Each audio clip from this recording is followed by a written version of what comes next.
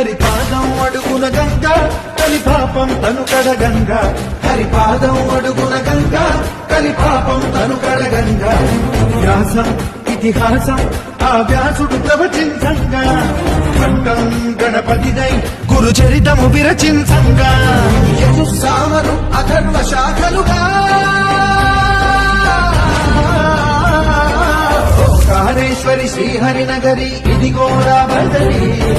వైకుంఠేశ్వరి సిరికి నగరి అదిగో మహిమగిరి